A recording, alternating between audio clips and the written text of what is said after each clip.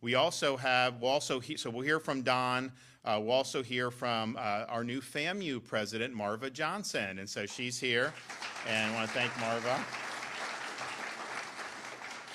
We'll also hear from our state university system chancellor, Ray Rodrigues, who's been in that role for a number of years and is doing a great job. And then finally, we'll hear from former Speaker of the Florida House and now president at New College in Sarasota, Richard Corcoran. So I'm excited to welcome you. And we have our presidents from almost every other university. We had a flight coming from South Florida with Jeanette Nunez from FIU and Adam Hasner from FAU. I guess the plane had some trouble, and so they're not going to be able to make it, but we've got our presidents from Florida Gulf Coast, Central Florida, North Florida, Florida State, University of South Florida. We want to appreciate all that you guys have done. You know, we've got a big football weekend this weekend.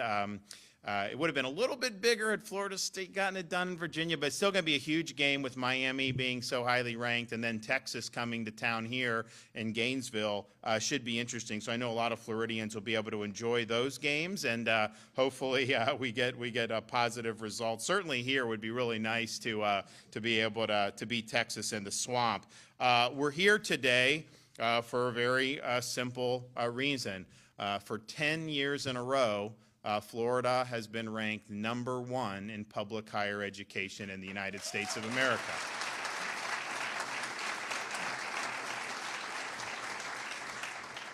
And there's a lot that's gone into that, but maybe the thing that I'm most proud of is if you look at what it costs to go to our state universities as a Florida resident, the tuition is exactly the same as it was the day I took office. There's been no increases in tuition for our Florida residents. And we also, and I've been a big supporter of the Bright Future Scholarship Program. So if you're somebody who is a Florida high school student, Florida resident, and you get into the University of Florida, chances are, if you're able to get in here, you qualify for Bright Futures, or you certainly have a chance to if you meet some of the other non-academic criteria. And that gives you 100% tuition or 75% depending on the level that you're doing. So if you're a strong student in Florida, and you end up here in Gainesville, for example, you know, it's very possible that you never have to pay anything for tuition. But even if you do, tuition is manageable such that, you know, you could work a part-time job. You really do not need to take out loans to go to our state universities as Florida residents. And in fact, right now, 77% of undergrads in Florida are loan-free. And that continues to increase year after year. One of the things that I really enjoyed being a part of, and I think we've done it now twice, you know, we've had for many years now the Florida prepaid college program. And so you can start when the baby's born, right? You can pay in, you pay a little bit, and then basically when it comes time for Johnny or Susie to go to college, they're able to just go. The tuition's been paid for. And so it really is a good deal. But you know, what happened was they were doing that forecasting that there would be modest increases in tuition, right? I mean, and that's probably a safe assumption. Well, because the tuition has remained flat, they've actually refunded our prepaid families with money. So you did prepaid, you're getting a check back, and your kid can still go tuition free. So I was really proud of that. I know that was something that was I think the first one was in like 2021 when you really started to see an inflation nationwide take off, and I think we did another one in the last couple years. But you're talking about a really significant amount of money that's been refunded to parents in prepaid. And I would offer you this to ponder. If a state like New York or Illinois or California was in a situation where they were sitting on that money, do you think that they would refund that to you? No, I don't even think we have to discuss that. So being able to afford a high quality education is really important because we've seen a generation of students that have been saddled across this country with really, really debilitating amount of debt. And I think part of it was cultural. When I was going to school in Florida as a high school kid in the 90s, they were saying, you got to go to college, otherwise, you're just not going to be able to be successful. And we're proud of our universities, but we also have apprenticeships, state colleges. There's a lot of ways you can be successful. And so I think what happened was people were told they had to mortgage their future just to get a piece of paper. Well, that piece of paper needs to mean something, right? If the piece of paper is zombie studies and you're in debt, you get out of school, and then you end up in a job you could have had out of high school. That's not the model that we want to do. So we want to offer high quality where we're focused on things that really, really matter, but also in ways that are not going to mortgage people's future. And I think we've done that better than anybody else in the country, and it's something that's really, really important. So making it attainable for people, making them be able to afford it. Families, just think of across the country, and even at state universities in other states, even the in-state tuition is much, much higher than it is in Florida state universities. But then if they end up trying to go to a private, it's a lot of money. It's like a huge thing for the family to even be contemplating that. Here in Florida, you know what? If you work hard, you're a good student, you get into one of our state universities, you got the pathway. Doesn't matter your income level, doesn't matter in that. You have the pathway, you're going to be able to get it done. We've also done things, I don't think anyone needs me to tell you that, it's been a rocky year, or it's been a rocky few years across the country for higher education. And nowhere was that more evident than in the response to the October 7th, 2023 attacks. What happened on some of those campuses like Columbia University was far beyond just simply people speaking their mind. The campus really became a situation where there weren't rules being followed, there was disorder. Professors and students were being accosted and threatened in ways that, is not living up to the standards that you would want in higher education. But we've also seen for many years a focus on intellectual fads, ideologies, rather than the things, that really, really matter. And I'm proud to say in Florida, we've worked really hard, certainly at the state level, with the policies that we've put out. I know our Board of Governors did something that I think most people thought was sensible, but some of the people didn't like, was saying, we're not going to force you to take sociology, for example. If you want to take it, you can, but why would that be a requirement? But then American history would not be a requirement. I want to prepare our students to be citizens of this republic. I want them to have a good foundation of what it means to be an American, yet that wasn't required, but somehow sociology was. So we're trying to focus on the things that really matter. A good, solid education really should be timeless in many respects. These are enduring ideas that you're discussing, that you're learning about. And we've really worked hard to be able to do that, and I'm proud of that.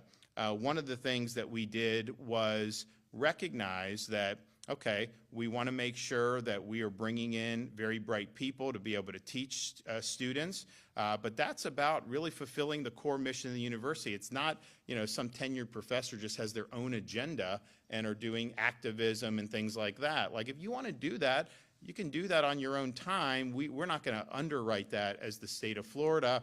And certainly there are universities that have a different posture than we want our universities to have. Berkeley, some of these others, they have a much different posture, and that's fine. But here we want to focus on what really matters. And so, we instituted reforms on post-tenure review so that tenured professors have to undergo review every 5 years, and they can be terminated for poor performance. And I think that that's important because, the idea of getting tenure is so that you can express, challenge orthodoxy, express, ideas that may not be, consistent with the herd. During COVID, quite frankly, you saw people like Jay Bhattacharya at Stanford contesting some of the things that were coming out of NIH and Fauci and all that. Honestly, he was right. very unpopular, particularly in that area. You know, he was tenured, so they couldn't fire him just because he had a different view.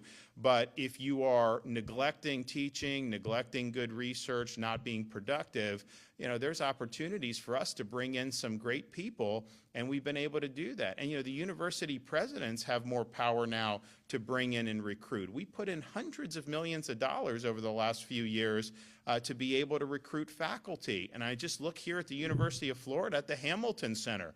I mean, you're bringing in people from Harvard and Princeton and all these places to come to the Hamilton Center because I think you're offering, I think, a great intellectual environment, but more importantly, you're able to offer them, you know, give them good compensation, and they're in a great spot. So I think that's been really, really important, and I know our university leadership have been using that tool to be able to improve the faculty.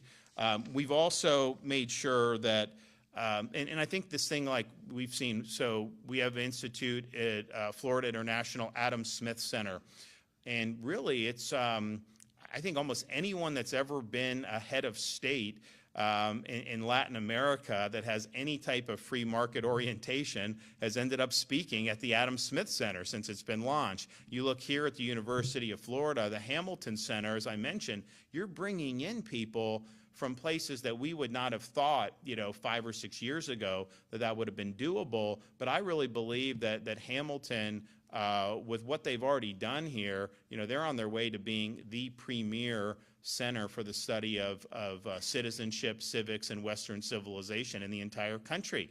And in fact, you know, I was talking to a esteemed professor in Princeton who kind of started the movement with this, Robbie George. Like, you know, everyone's going to Florida now. Like, it's hard to keep people. So that's really, really positive. But I think that those centers, and I know Florida State has one, I know they're working on, and then of course Richard Corcoran New College. I mean, their whole college is really geared around classical liberal arts and making sure that we're preparing people with a foundation to be good citizens. But this is something, I think students, there's so much nonsense that gets spewed out there, social media, different stuff you hear, fads, this. I think people have a hunger for things that are really enduring and really true. And, you know, we're here with studying things like the Western canon. This stuff matters. It stood the test of time. So I think that's why these programs get a lot of interest from the students, because I think they kind of intuitively know, you know what, this really, really matters. This is something that's really significant. So I want to applaud everybody that's been involved in all of those endeavors. I think it's really, really important to be able to do that. So we have #1 system for higher education. And that's 10 years in a row. We have a record-breaking 7 institutions in the top 100 public universities throughout the United States of America.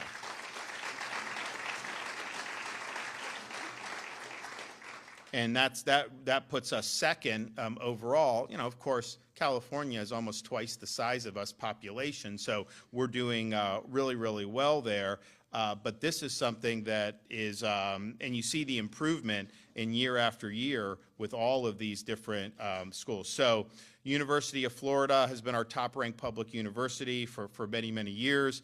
You know, it's one of the top, you know, usually ranked 25th, 30th of universities, period, including the private universities. And I think that's only going to get better. And I'll tell you, I've noticed a difference just as governor, my first year as governor.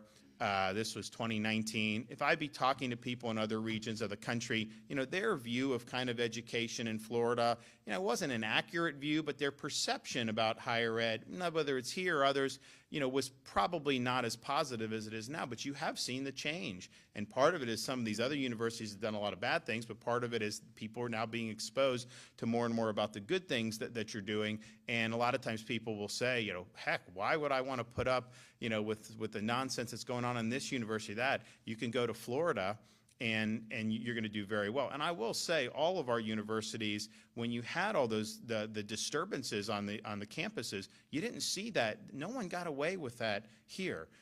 You know, you can say and believe what you want, and you can express views, but when your conduct is outside of acceptable behavior standards.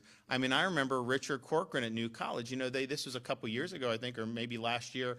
they had a commencement, and they had a great speaker, and you had a handful of students who were just screaming and trying to disturb it from everyone, and he disciplined them. I mean, that's really what needs to happen. It's like, you have a right to have your views. If we have a speaker on campus, you don't shout them down. You don't create disturbances so that they have to cancel an event. You have to be willing to have an exchange of ideas, but you have to behave yourself. And I think on some of these university campuses, it's like the inmates run the asylum because no one ever gets held accountable for anything. And in Florida, that was not. I think it was Florida State, and President McCullough can correct me. I think they tried to take over the lawn, and like 10 minutes later, they just turned the sprinklers on, and those guys got off that lawn very quickly. And that's really, and so I think when parents see that in Florida and beyond, and they see, you know what, these are positive environments, and they're not going to devolve into some of the things that we've had. I think that's been good. University of Florida, I remember we came here, and you had all these people, and it's interesting. A lot of the people that were creating most of the problems were not actually even students. It's kind of like, these are kind of like professional agitators that they just come. Well, for heaven's sakes, we definitely can't let them run the institution. And so all the universities here in Florida did a very good job in that, and that was in stark contrast to so many of the others. So University of Florida, helped lead the way on that, and we really appreciate all that they've done. They are #1 public university in the nation for graduating students on time, which I think is also important, right? Of course, when I was, going to high school in the 90s, people that I knew would, go away to college, and they would say, yeah, I may do that. I'm going to do 4.5 years because I want to stick around for another football season because, he had a chance to win another national championship, SEC, whatever. I guess we're focused a little bit more on just getting you out now, which is good. I think it's positive. So 4 years and out is really, really positive. And they have the lowest net cost of public universities, and impacting salary performance after graduation is rated by the Wall Street Journal. And, look, the higher ed, we want it to be meaningful. We think that there are certain things that, from like a liberal arts perspective, that just citizens should have, but we also want you to be able to graduate here and apply that in various fields. And so you look, engineering, business, all these other things, that matters. And I think our university has done a really good job on that. University of South Florida,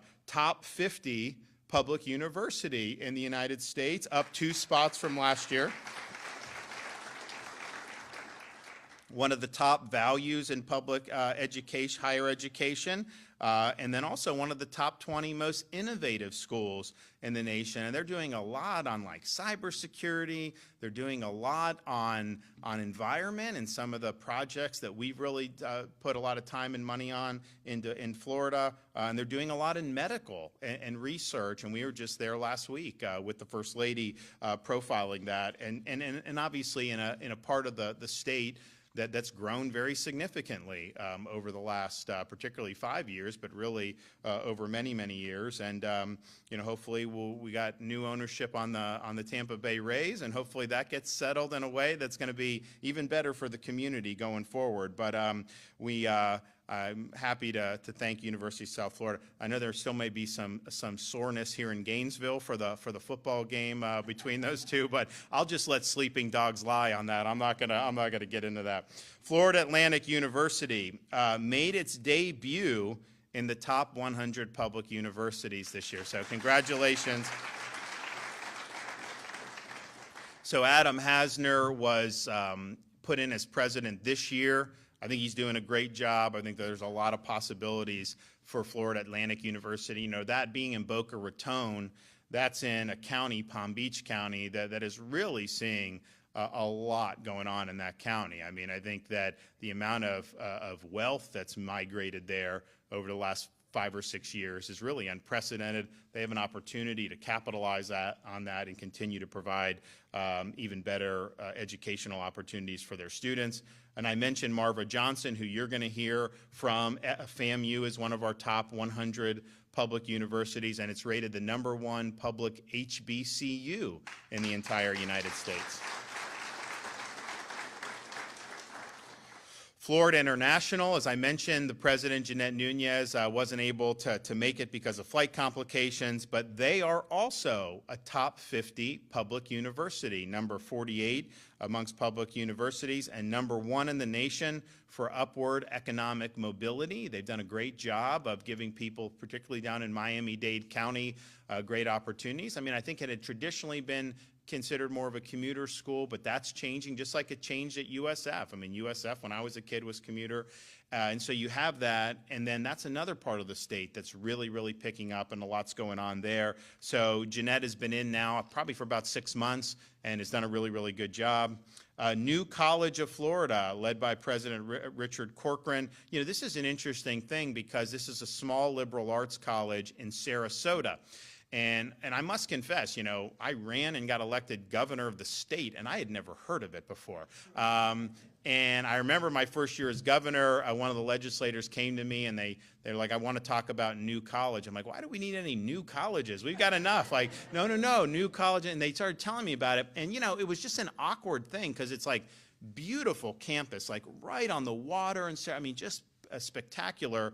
But it was in statute supposed to be our top honors college in the state of Florida, but they didn't have grades. It was like beatnik, very, very politicized, all this stuff. The enrollment had shrank, the test scores had gone down.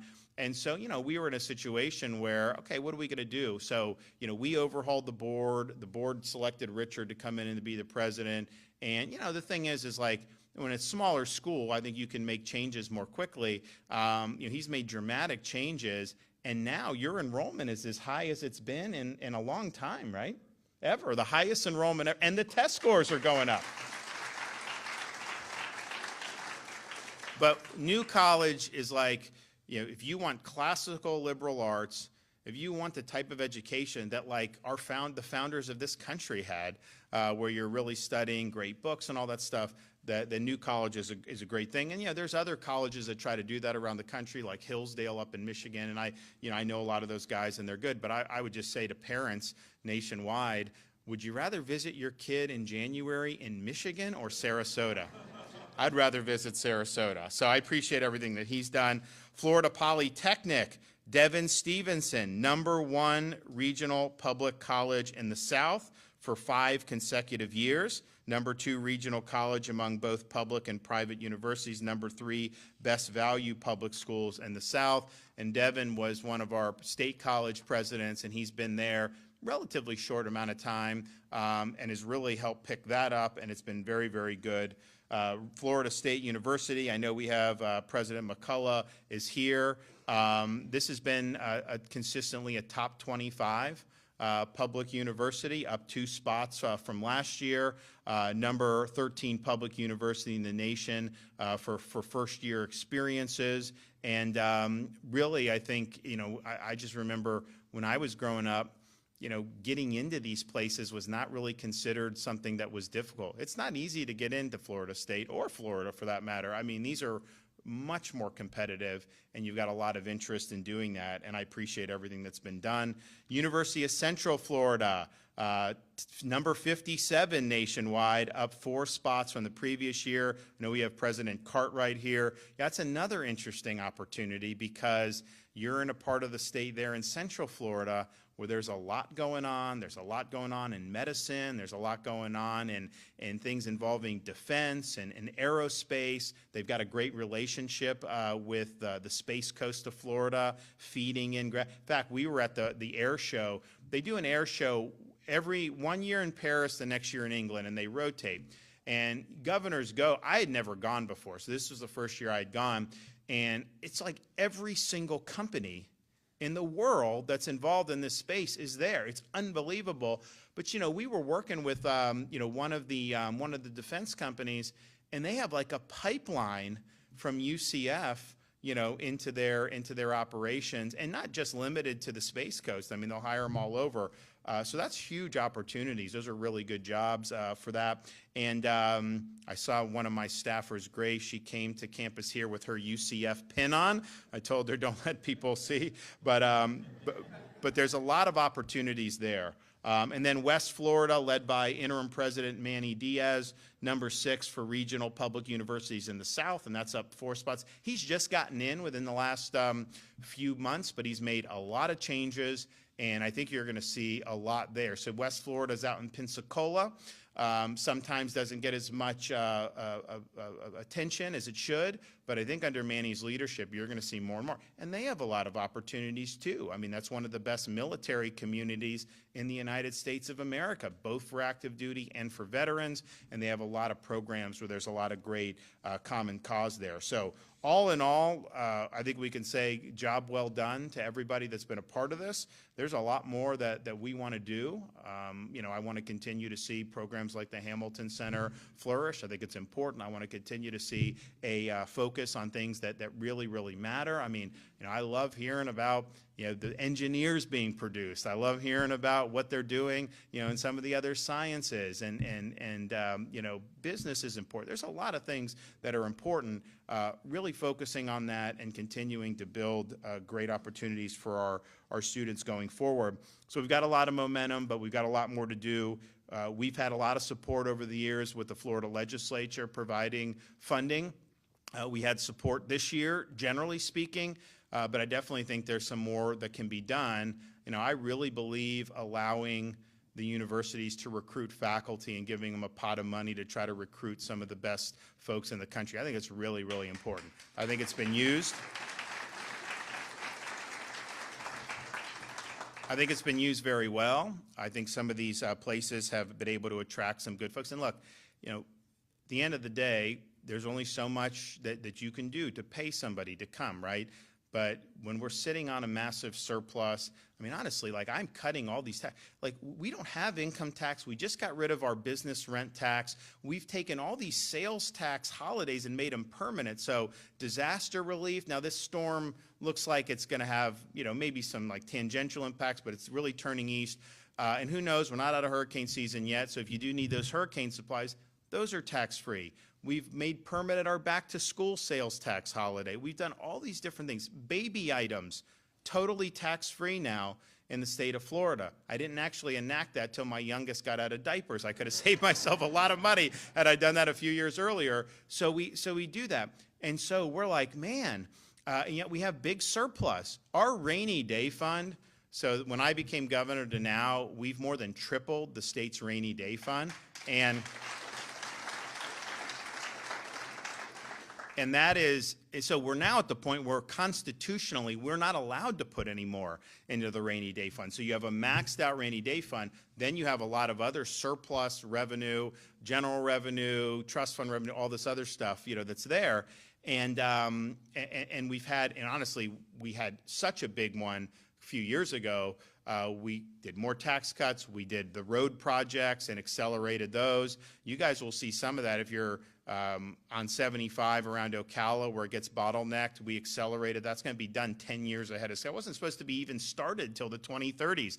It's like, do people want to sit in traffic for another 15 years? So they're working on that, and they're accelerating. We put billions of dollars, so we're happy to do that. But the point of it is just, you know, we're in great shape fiscally. You know, I've never been an advocate of just spending money to spend, but if we have an opportunity to empower our universities with an ability to continue to attract really good people, I think that that's really positive. So we did that for a couple years. We didn't really get the support on that in this most recent session, but I'm hoping next year that they're able to do that, and so some of the people in this room may have something to say about that as you talk to the folks that are around there. So I'm excited. I'm thankful for everyone's hard work. We're going to hear from some of our speakers, and so as I mentioned before, Dr. Donald Landry is the new interim president at the University of Florida. He was the dean of the medical school at Columbia for, I think, 20 years. He was the physician-in-chief at Columbia Presbyterian Hospital, which is a major hospital. And if you look at what happened under his tenure, I mean, massive increase in NIH grants, massive increase in ranking, everything. So he produced really good results just as somebody leading all this. But then in his own career, some of the things that he's been able to do, I don't know, he's got patents, he's got all this stuff. I mean, like really, really significant. And he's even been recognized by President George W. Bush during that era for all that he's done. So I think we're really fortunate to be able to have somebody of his caliber here, and it's my honor to invite him up to be able to say a few words.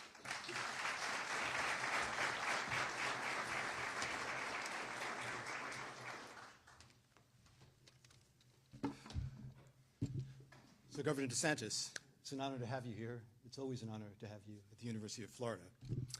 Chancellor Rodrigues, good to see you again, and thank you so much for joining us. To my fellow State University System presidents, welcome. It's an honor to have you here. It's a deep honor to be counted among you. So, I'm new to this job.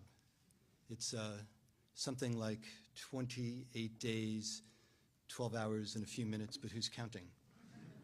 The point is to say that I've contributed nothing to what I'm about to talk to you about, whether it's in the state, whether it's in my university.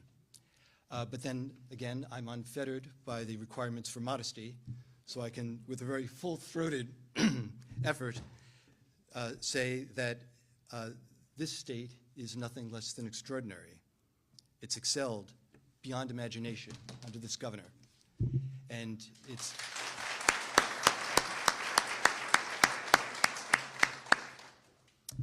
to come to Florida, and actually to come to its flagship university, is an opportunity beyond imagination.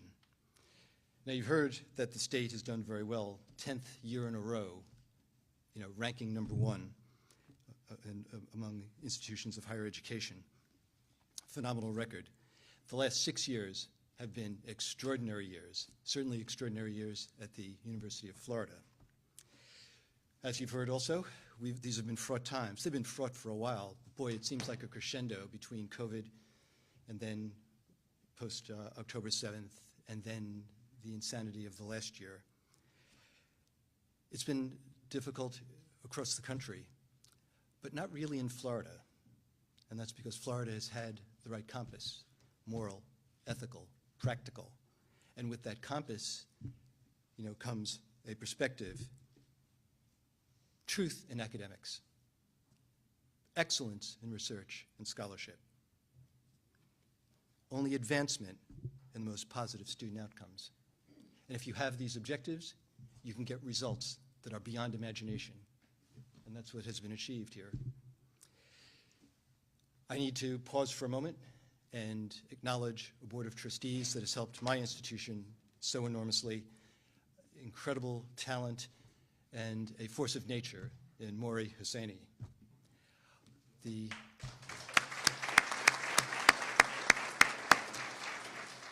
We have a good number of the deans of our colleges, myriad colleges, reflecting so many of the disciplines of human intellectual endeavor, completely as befits a land-grant institution.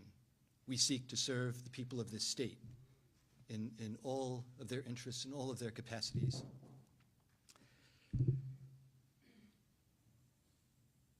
If you think about what has been accomplished at our university, you've heard about Hamilton. Hamilton is amazing.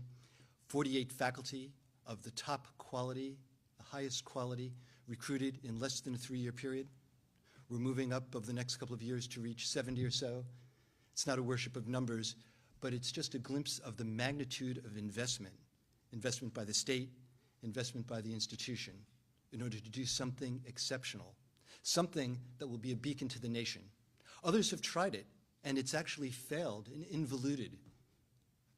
One could say strangled in the cradle. Okay? It's not going to happen here. And it's not going to happen here because there is the backing of the governor, the backing of the legislature.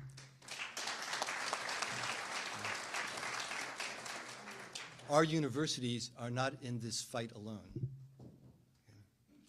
Okay. Now, AI.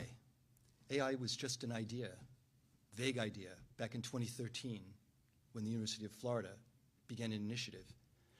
But it really gained power in 2020 when we got our first hypergator from NVIDIA. And we haven't looked back. Things have gone so well, 100 faculty enormous numbers of grants. Okay, $800 million in grants over this period of time are attributable to AI entering the research and development process.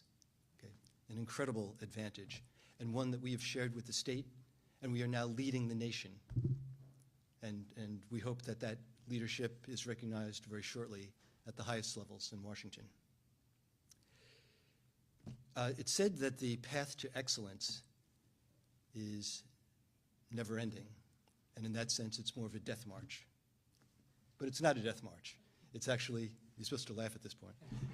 It's actually, this is a poster I saw once. It's exhilarating.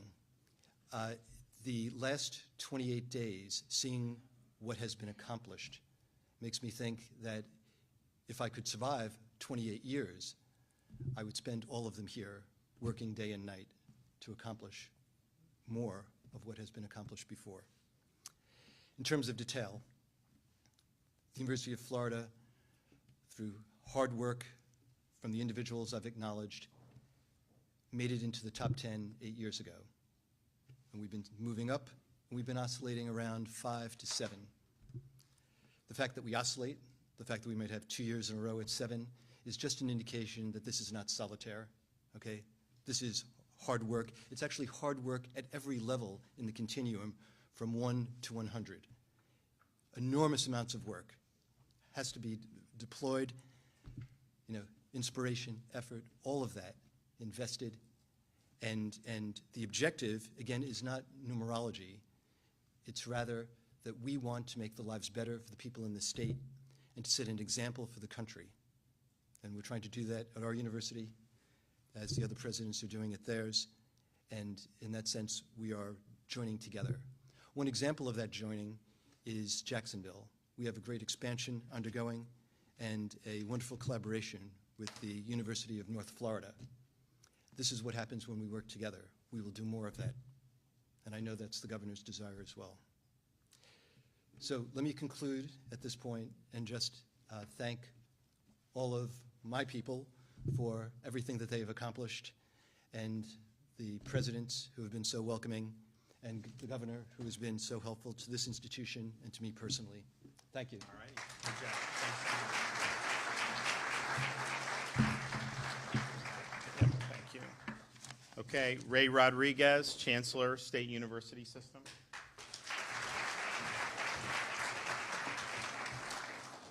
Thank you, Governor. And it's a great day today to be here to celebrate the success of our State University System of Florida. I have to tell you, I really believe I have the best job in higher education, serving as the Chancellor for this system. As the Governor mentioned, Florida leads the nation in higher education, and we have for a decade now. This year, the SUS of Florida has 2 universities in the top 25, 4 universities in the top 50, and for the first time, 7 universities in the top 100. And that's a system that has a total of 12 institutions. So more than half of our institutions are nationally ranked in the top 100.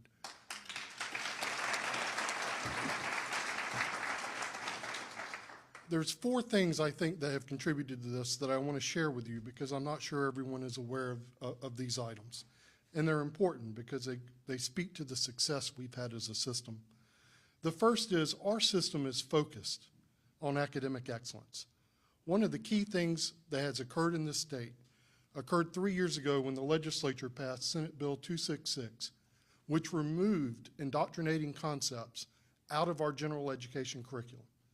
It allowed us to take general education and use it for its purpose, which is focusing on academic excellence. Now, that was challenged with multiple lawsuits from faculty members in the ACLU who all contended that they had a right to indoctrinate in general education. And what I want to share with you today is last week, the last of the general education challenges was dismissed.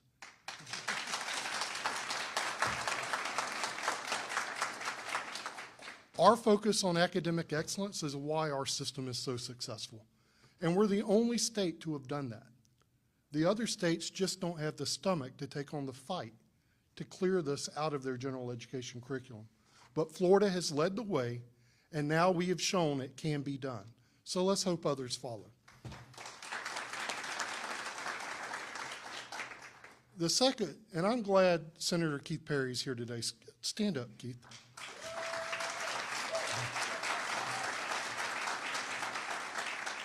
Senator Perry represented Gainesville when he served in both the State House and State Senate. During his term in the State Senate, he sponsored a bill that's critical to our success. Our campuses here in Florida are rooted in the mission of the pursuit of truth and the promoting of the robust exchange of ideas and perspective. In the wake of the Charlie Kirk assassination, the National Review published an op-ed on September 15th by Stanley Kurtz that called on states to promote civil discourse by following the example of Florida. The bill Keith Perry sponsored and passed created the Office of Public Policy, which every campus has.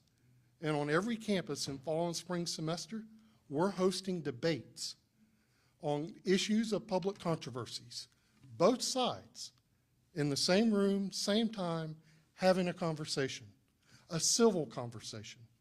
And why is that important? Because our students need to learn that words are not violence, and you don't need a trigger warning to hear something you don't like. We're doing that in Florida, and if anything, the tragedy of what occurred out in Utah with Charlie Kirk demonstrates why this is so important. So thank you for your vision on that, Senator Perry. Thank you to the presidents that have implemented that, and our students are benefiting from that on each of our campuses now. That sets Florida apart.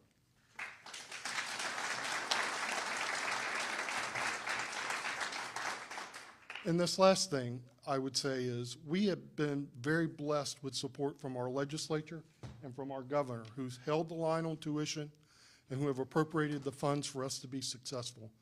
But I'm going to tell you, our presidents have been great stewards of the money that the legislature has appropriated.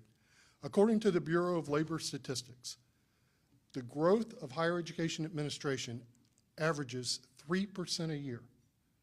In Florida, for the last 5 years, it's been 0.2%. Not 3% a year, 0.2%. Preston Cooper, who is a PhD economist with the American Enterprise Institute, published a study this spring where he looked at the growth of administration in higher education across the country. And he found that the Ivy League, the Ivy Plus, and prominent flagship universities across the country, including the University of Michigan, University of Virginia, UCLA, Berkeley, University of North Carolina, University of Texas, Ohio State University, University of Wisconsin, they have an average of 161 administrators per 1,000 students. 161 per 1,000. Here in Florida, our system has an average of 62 administrators per 1,000 students. These other places have tripled their growth of administration compared to what we're doing in Florida. And why is that? Because you have presidents that are taking the appropriations they're receiving and they're driving it to where it matters, the support of our faculty and our students, so that we have student success. That's why we're ranked #1, the support and the execution of that support. So thank you, presidents, and thank you, legislature and governor. And Governor, we just finished crunching the numbers for fall semester. This is hot off the press. The latest number for percentage of students we have enrolled without a loan is now 79.8%. Oh, good. That number's gone up. I've read nationally at other institutions, if you look at the national average, that number is 35%. So debt is driving higher education outside of Florida, but not here in Florida because of the leadership that we have. So thank you. Today is the day to celebrate.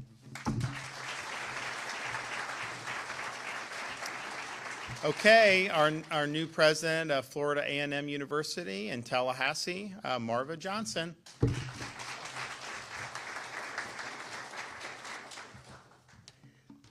Like Dr. Landry, I also don't get to take credit for the outcomes. I am 60 days into my role, but I will profusely show my pride, not just in being a Floridian, but also in being a Rattler. So thank you very much for this opportunity.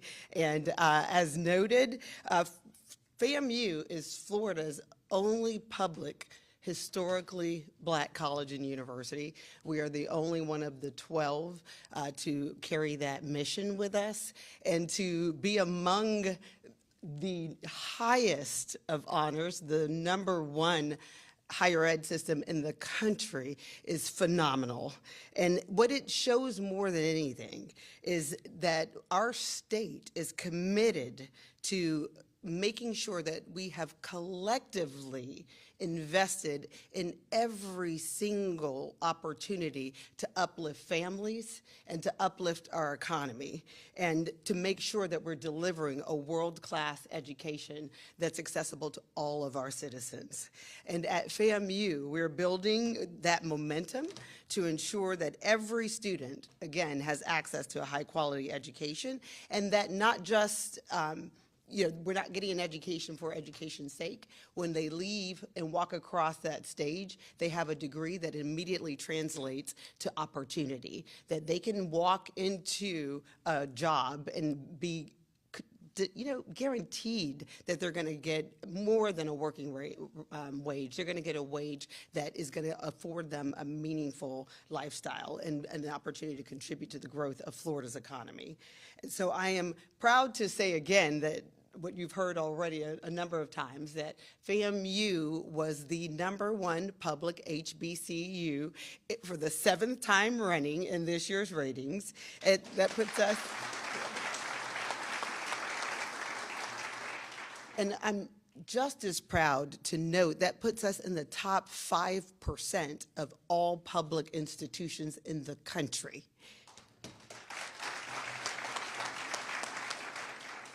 And when U.S. News evaluates the metrics for these rankings, they look at 17 measurements. And it's wonderful that our state and our leaders under Governor DeSantis and our state legislators have made the investment to make sure that our progress is clear.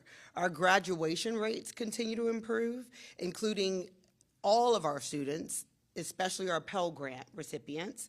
We are affirming our mission to make sure that our students from all backgrounds have access to a high-quality education.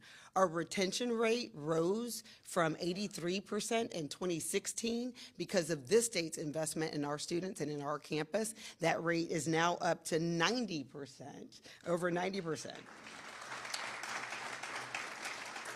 In fact, it was at 92 at the close. And again, these gains reflect the tireless efforts of our faculty and our staff and our administrators who deliver our education opportunities with excellence and caring, but it also shows the partnership with our state leaders like Governor DeSantis and the investment in making sure that we're getting a return that is meaningful for our families. And so we're very proud also to be recognized as one of only 3 institutions here in the state of Florida to be in the top 25 for social mobility. And this ranking really underscores our unique mission, and that's preparing students not just to climb the ladder of success, but to uplift their families and their communities with them when they do so. And that is the power of a FAMU education, and it changes the trajectory of the lives of our students and their families, their communities, and our state. And so our achievements, again, would not be possible without the collaboration and support and investment of our leaders, of Governor DeSantis, of our leaders like Chancellor Rodrigues, our Board of Governors Chair, Brian Lamb, Speaker Perez, and Senate President Albright. And so as we focus on making sure that everybody understands the specific outcomes, because of these investments, we've been able to through our performance-based funding outcomes, we've been able to strengthen our academic advising. We've expanded our career pathways so that we're actually able to get our students into jobs that are meaningful. And we've accelerated our on-time graduation. And again, these are real returns for our investment. So we're very excited about the opportunity to continue to grow and excel, and we would love for you all to think about FAMU always and to continue striking for success.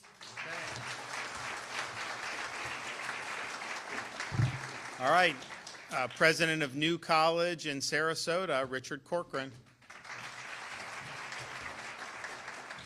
Thank you. It's an honor to be here with obviously an unbelievable, arguably the greatest governor ever in the entire nation. We have great legislators who just constantly help us in every aspect, and former colleagues like Keith Perry. So it's an honor to be here. It's also an honor to be with all these great presidents.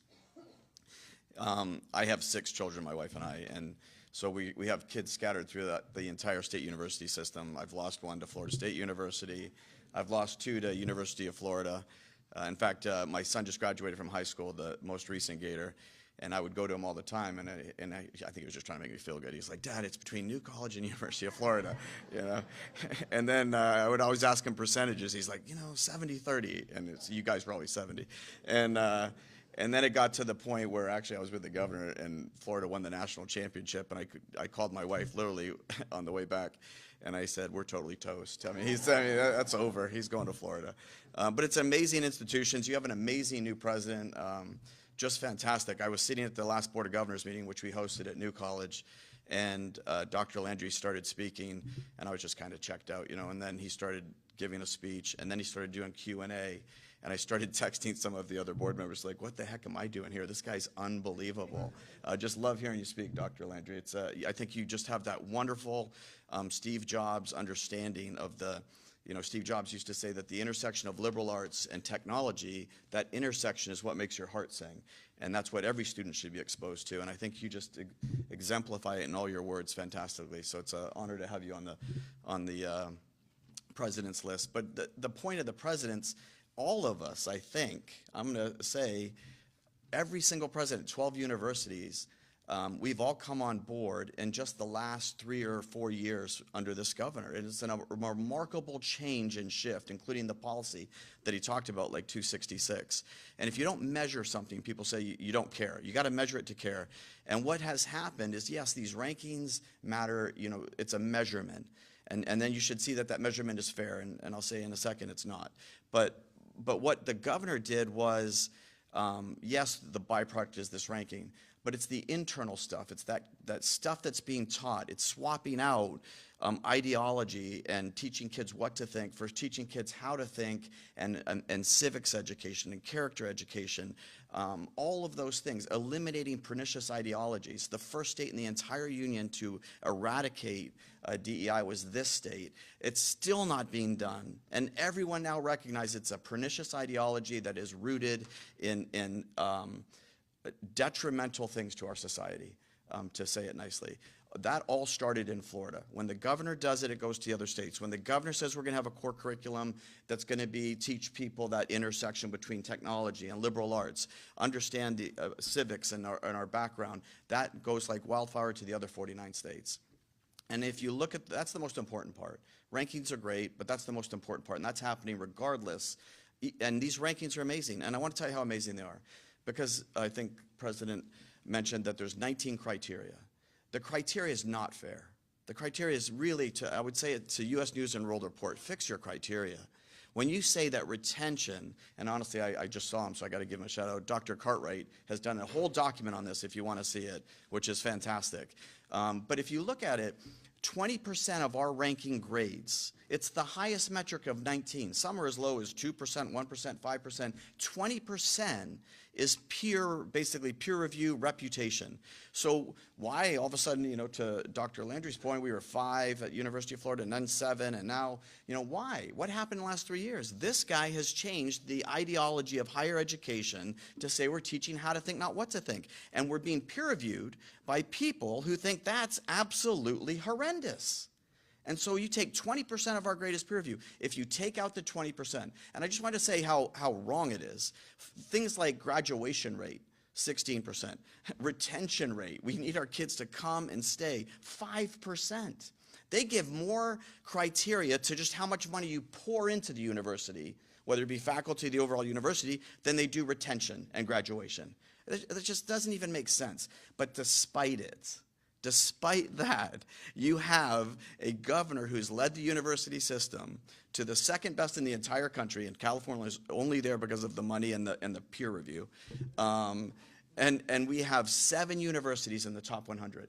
If you look at the math, the 7 universities that would be in the top 100, all of them would be in the top 50 if you took out this peer reputation.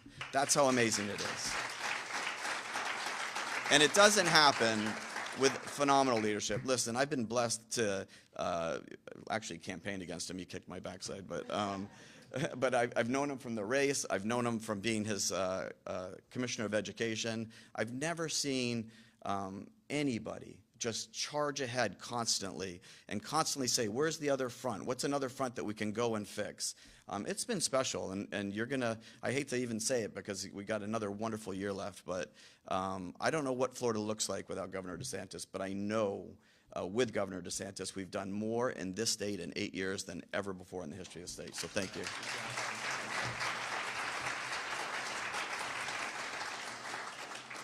And I just echo one of the points Richard made. I mean, there's no question. So, now the DEI is on the, it's kind of on the outs, like nationwide, there's been a movement. But when we did that and said, wait a minute, we're not doing that in the state, that was like really cutting edge. We got a lot of blowback for it. And there's no question that Florida, 5 to 7 oscillate, but I think that's almost the entire reason why I went 5 to 7, just because of that, because the people that are reviewing that obviously are proponents of that. And so this stuff all works itself out. And so while we're here and we're proud to be ranked #1, what these presidents are doing, what our Board of Governors, Board of Trustees is also just recognizing that some of this stuff with rankings is fleeting. The job that we're supposed to be doing is to lay a rock-solid foundation for educational excellence. And that doesn't always mean you follow every trend out there. Sometimes you got to cut against the grain like we did on that. But getting that right and that foundation strong, that's what's going to make these universities be powerhouses 20 years from now, 30 years from now, 40 years from now. And so sometimes this stuff can be fleeting. You don't want to try to be something you're not just to try to chase a little bit higher peer review ranking. That would not ultimately be counterproductive. Maybe in the short term, you'd see a superficial benefit, but you wouldn't be doing what really needs to be done. So just what we're doing is making sure that these institutions have meaning, that they're pursuing truth, and we've done a good job of it, but we want to continue to do more going forward. And then I'd also just like to thank the folks that are involved in this. I mean, obviously, we've thanked the universities and the presidents that have been here, and that's where the rubber meets the road. That's really important. But we have a system where we have people that serve on our Board of Governors for the university system, raise the Chancellor, but the people that are on there are volunteers. The people that are on our boards of trustees, including here at the University of Florida, are volunteers. Chairman of the board here, Maury Husseini, puts in a lot of time on this, just like all these other board members put in a lot of time. And if you look across the boards that we have here at UF, the other universities, the Board of Governors, we've got some of the most successful, accomplished people in Florida that are willing to serve in these roles. And for really, they're not getting a paycheck. A lot of them don't need a paycheck, but like they're not getting that. They're just putting a lot of time in. And I think when you're somebody that's done great and you've got a lot of irons in the fire in your life, you're very successful. The most significant resource you have is time, and how you choose to apportion your time. And we've got a lot of people that have apportioned a lot of time, Maury on down here at Florida. I always see the folks, Peter Collins, who's the FSU chairman, always in Tallahassee doing stuff. I know Will Weatherford at USF puts in a lot of time. All these guys around the state do a really, really good job. And so that's volunteer. That's them just wanting to make these universities better and the state better. And so we appreciate what they've done to be able to do all that. And so I'm excited, but I'm less excited about crowing about #1 than I am about what this means for the future. And I think we've got a lot of momentum, particularly here at University of Florida. So I'm happy to take a few questions in a second, but I'll just say, for those of you going to be in Gainesville on Saturday, say hi to Arch Manning for me. We'll see how it goes. Got any questions? Yes, ma'am. Yep. In a few months, you're going to have the opportunity to appoint some new governors to the Board of Governors. Given the success over the past 10 years, what do you be looking for when you make your appointment? Well, I like to see people that share the philosophy of what we're trying to do and understanding, our vision for what a university should be, which, by the way, when you're talking about state universities, yeah, the tuition's so low because we support it at the state level, and we're happy to do that. And they raise money too, but these universities must serve the best interests of the state of Florida. And those interests and those policies are determined through our electoral process. And so, when I was running, particularly for re-election, I was very clear on what I thought of, the trend towards, ideology and wokeness. I said, no, Florida state where woke goes to die. So everyone knew where I stood on that. We went to the voters, and we obviously won very significantly. So just understanding our vision and being willing to implement that vision, which honestly, the vast, vast majority of people, when our universities were making sure that the Hamas stuff wasn't intruding, or that there weren't the riots or any of the disturbances, that's like 90% of the public doesn't want to see that stuff on college campuses. It isn't like, we're just kind of doing this willy-nilly. Most people understand focusing on the things that really matter.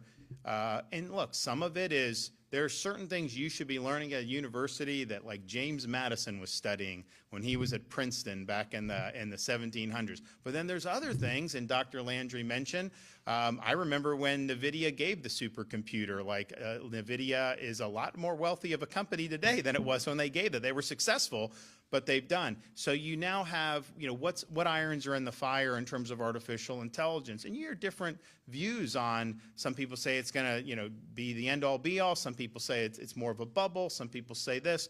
But one of the things I think we just have to be mindful of is the ability to make sure that the education programs, and some of that will be primary and secondary, some will be state colleges, some of it will be here at universities, that we're nimble enough to be relevant to some of those changes. I was talking to someone that's pretty knowledgeable, and I was like, this AI, is because the equity market has been fueled by this, right? And a lot of people say when it goes up that much, if they're not monetizing it, could come back down.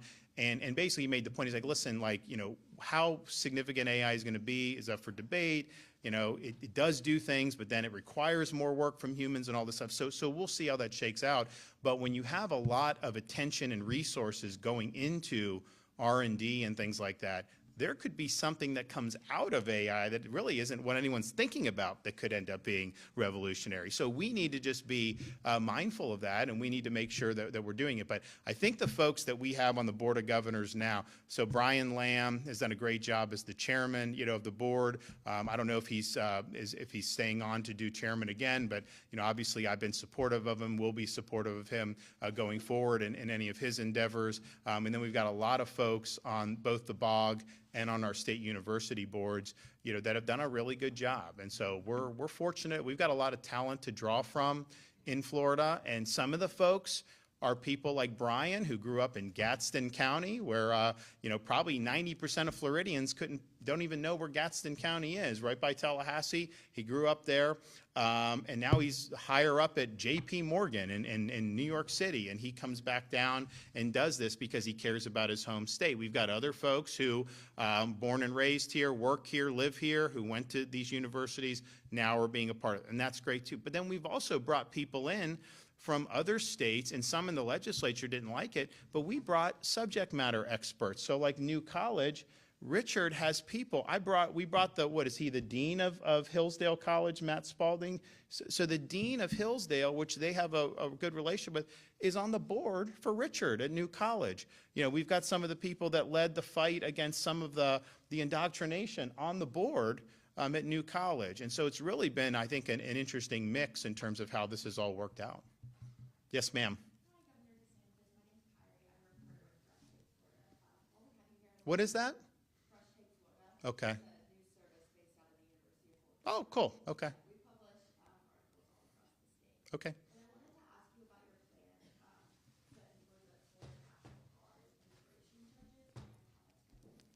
So I think most people know when you're talking about interior enforcement of immigration, and we see it, there's just a lot of bureaucracy that gets attached to that and it's federal when the administration wants to do that. And we have a good example, like in Florida, I put boats out to help the Coast Guard when Biden was president because these boats were coming into Florida. And if you stop the boat on the sea, they go right back to Haiti or wherever. There's no process. If they get to shore, then all of a sudden there's this like big process. Biden would send them around to different parts. So there's that process that's involved. And so if you have somebody that's here illegally, even people that have a final order of removal, there's still a process involved. So how do you do that? So we made the suggestion to the president when he came down in the summer. We have judge advocates in our National Guard. They can be trained as immigration judges, and they can help process this along. And so that had to go through a lot of bureaucratic back and forth with the Department of Justice and some other things. But I think they now have a pathway where you can do that. And so we would be willing to provide. Now, I also know that there was some in DOJ that just wanted them to be drawn from purely civilian rather than the uniformed services. But whatever, we want to be supportive and we want to be able to help it. And the thing is it's like, look, if you have a right to be here, then you have a right to be here, right? I mean, like, but if you don't, are we going to do like an O.J. Simpson trial just to somebody who's here illegally? I mean, like, we got to have a way to make these determinations quickly and then have the law be enforced very swiftly as a result of that. Incidentally, you know, because I've been around the block enough to know anything we do, as soon as I roll out of bed in the morning, someone sues us on something. Like, you know, Ray's talking about all this stuff, right? And there's certain courts that if we're in front of, we know we're going to lose no matter what, right? It doesn't matter. But then we know we'll win on appeal most likely because we actually, when we look to do stuff, you know, we're not just flying off the seat of their pants. We actually think through how do you make it stick, and we understand there's a give and take on some of this stuff. And so that typically happens. We could lose in district court, win on appeal. That sometimes at the state level it goes all the way to the Florida Supreme Court. I think our record there is very strong overall. Very strong on the 11th Circuit too. So on the Alligator Alcatraz, they sued and we had a judge, we knew we were going to lose, and the judge said that the state couldn't do that even though it's a state airport, you know, the feds aren't involved in running it. They just come take them and then send them back to their home country, that you needed to do an environmental impact statement because, you know, it's basically a federal function. That's not what the law says. So we went to the 11th Circuit. The 11th Circuit not only said, no, we're not going to let that district judge's ruling take effect. We're actually going to take the case away from her until we finish this appeal. So that appeal will take longer, but they made the extraordinary step of removing the case from her in the interim because they knew what was going on. It wasn't about what the law was. It was about doing whatever they can to throw sand in the gears. So we won that. Remember, the media was giddy when she issued that ruling. And I said, it's operational. It's going to continue to be operational. And that's exactly what happened. And so we're now doing that. We just had DHS come to Tallahassee on Friday, bringing tens of millions of dollars in reimbursement. Remember, I said our operations to assist the Trump administration are going to be reimbursed by them. They're telling us that. I believe it. And so you're already seeing those reimbursements happening. So sometimes I'll hear, oh, well, you have Highway Patrol or this. How much money is that costing? Well, the reality is whatever we're doing, we're getting reimbursed for. So that the net cost to the Florida taxpayer won't be anything, but what is the cost to Floridians by allowing illegal immigration to continue? There's costs on the state, on the communities, health care, medical, hospitals, education, law enforcement, all that stuff. They don't talk about those costs. They just assume anything you're doing to alleviate those costs, they count that cost. They don't like to count the others. So I think on all these, we understand how the game's played. We understand that there's favorable forums that they go to. But at the end of the day, we've been remarkably successful in getting things right-sized on appeal. And on this one, I think we're totally good. So on the judge advocates, you know, we're there. We got people that want to be helpful. It's not just up to us, though. It's really a federal. They train. They do a lot of different things to kind of get people up to speed on that. But you know, what I think a lot of people don't know, immigration, quote, judges they're not Article III judges. They're executive branch employees. So they are employed by, it used to be the Justice Department. I think it probably still is, but when DHS shifted, INS went in there. So maybe it's technically DHS, but it's one of the civilian agencies, and they're lawyers that are trained in immigration law. So you don't have to have been appointed to a federal court to adjudicate this stuff. And thank God you don't have to do that. Imagine the backlog if we had to go into federal judges. So these are executive branch employees. They serve this function. This process has been in place. I think some of it's screwy. I mean, just think about it. How does it make sense that you can have a president from 2021 to January of 2025 open the border, let people in, 10 million people, whatever, fly them all around the country? Then you have the next president that said, you know, the American public doesn't like that. I'm going to stop that, and I'm going to fix it.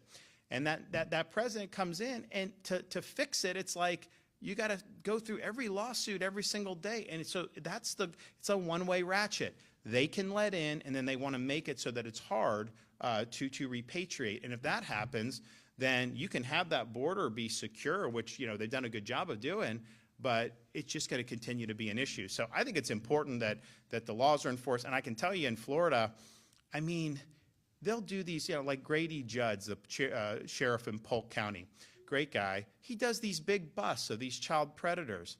And like a third of them are illegal aliens. It's like, why would we want that to be happening, you know, in our communities? And so there's a lot of issues here, but we've been leading on it, and we want to make sure that the state upholds the rule of law and is safe for everybody.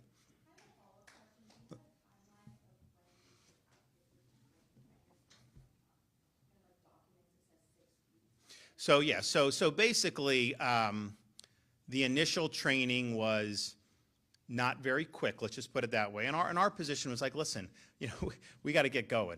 So they have streamlined the training. I don't know exactly how long, whether that number's right, but I do know it's weeks and not months. And people are going to have an opportunity to go through the pipeline and get smart on this stuff, and then go from there. Yes, sir.